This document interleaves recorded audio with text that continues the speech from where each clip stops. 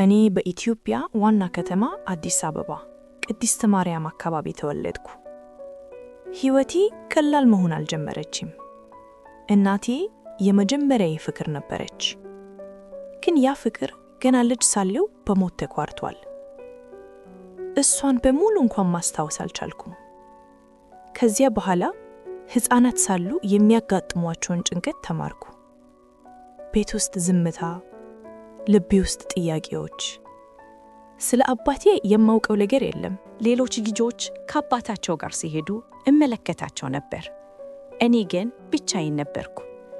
አያቴ እናትም አባትም ሆነችልኝ። በእቅፏ ውስጥ ደህንነትን አገኘሁ።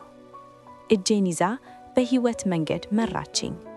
ቢያንስ አንድ ሰው እንደሚወደኝ አወቅኩ። 12 ዓመት ሆኜ ነበር።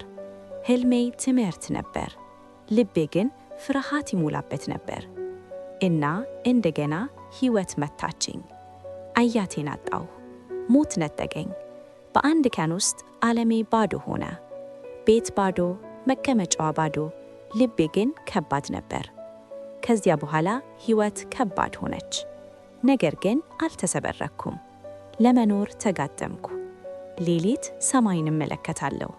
እናቴን፣ አያቴን አስባለሁ። እነሱ ግን ኃይል ተውልኝ። ሴት ልጅ መሆኔ አልደከመኝም። ስቃይ አልሰበረኝም፣ አጠናክሮኛል። ዛሬ ቆሜ ነገን እመለከታለሁ።